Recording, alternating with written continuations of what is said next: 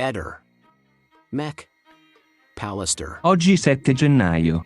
Vorrei riferirvi che, a seguito di numerose conversazioni tra le due coppie di amici intimi di Liliana e Sebastiano, una di Romance di Sonzo, Laura Grassi e Giuseppe Gramegna, e l'altra di Comedians, Arturo Risuleo e moglie, ho appreso da Laura Grassi qualche sera fa che durante una riunione conviviale tra le tre coppie, Grassi, Risuleo e Visintin, tenutasi probabilmente il giorno di Ferragosto scorso, la stessa Laura Grassi aveva ascoltato un dialogo tra i coniugi Resinovic-Visintin.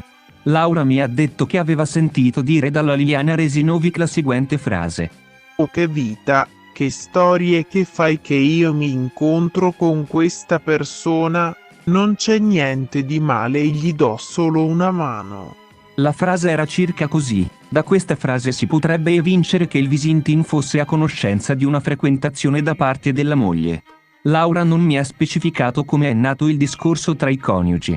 Ho parlato anche con Arturo Risuleo di questo particolare dialogo, ma lui non ne aveva ricordo, però è riuscito a collocare questa riunione conviviale tra le tre coppie al giorno di Ferragosto, tramite la propria moglie Ramona, che si ricordava che nel corso di quella giornata si era messo a piovere.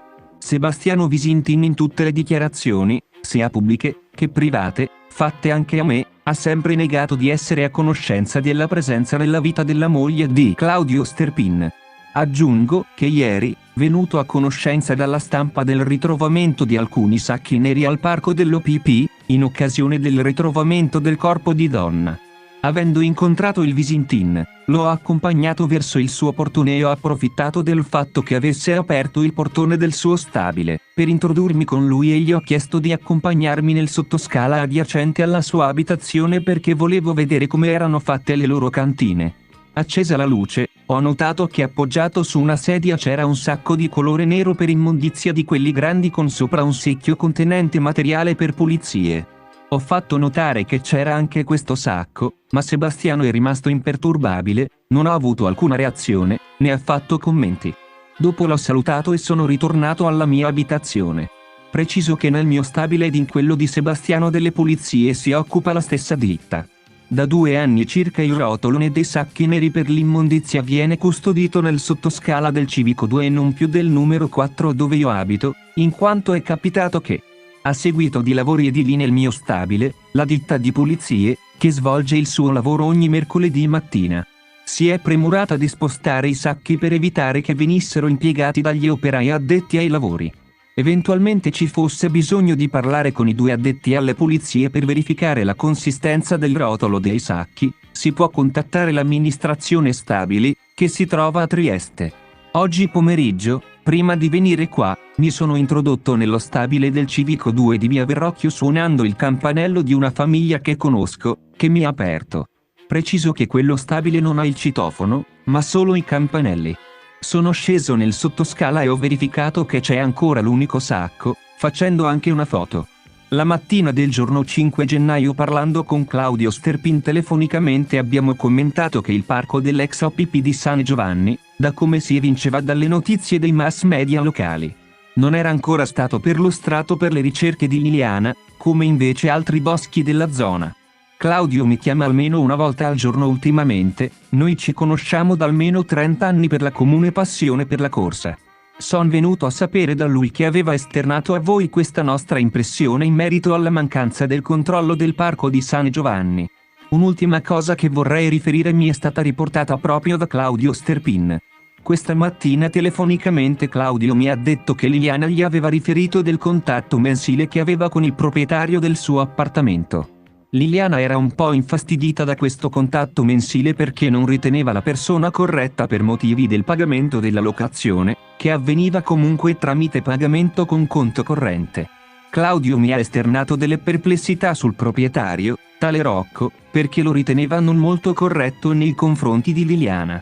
Personalmente so che Liliana pagava circa 600 euro al mese di affitto, come da contratto 3+2.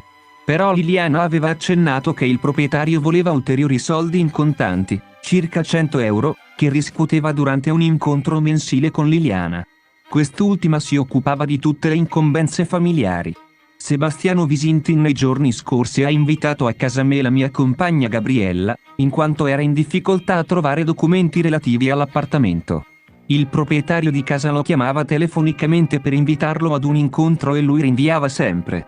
Così abbiamo aiutato Sebastiano a cercare carte ed abbiamo trovato il contratto d'affitto 3+2 ed una scrittura privata tra Liliana ed il padrone di casa, da cui si evince che la stessa doveva dare al proprietario una somma di denaro extra. La mia compagna mi ha fatto notare che Liliana ha lasciato a casa alcuni anelli, che lei ha sempre indossato praticamente ogni giorno. Come si evince dalle fotografie ed alcuni video che ha girato il marito. Gabriella ha trovato strano che lei fosse uscita di casa senza anelli. Sergio era un bravo fratello? Non aveva rispetto verso la sorella. E in merito a quelle famose foto forse fatte alle cinesine, quelle foto porno, che si dice essere negli hard disk dati a Pino e Laura? Oppure forse lì c'erano foto di Claudio con Liliana? Io non devo giustificare le foto che ho fatto, non devo giustificare se ho fotografato Steppino o no. Non lo devi giustificare, allora potresti averlo fatto. Io a loro ho fatto solo una foto, una. Quando Liliana, secondo me, si è resa conto di essere in un imbuto, pressata, non era quello che voleva lei. Avevamo, come noto, deciso di andare in Brasile. Avevamo anche parlato con l'agenzia che è stata sentita, anche i nostri amici del Brasile sono stati sentiti e nessuno ci crede. Dove vado, la gente mi è fermata, ma tutti mi dicono le stesse cose. Sebastiano, non ti preoccupare, siamo tutti con te, siamo sicuri che questa persona sta lavorando di fantasia. Lui la stava baraccando quel giorno e lo dimostra anche quei 4 messaggi che lui ha cancellato prima di andare in questura. Evidentemente lui era a conoscenza di qualcosa di veramente drammatico. Primo caso di braccata masochista che invece di fuggire telefona per 16 minuti al suo aguzzino. Lì forse è entrata la discussione, perché parlare per 16 minuti,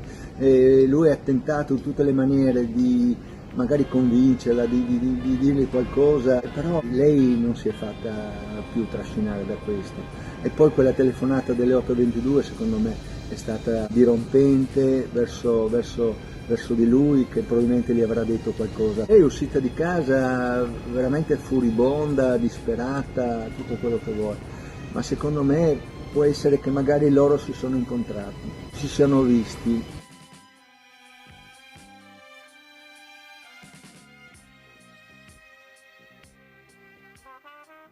Ehi, non dimenticare di iscriverti a questo canale.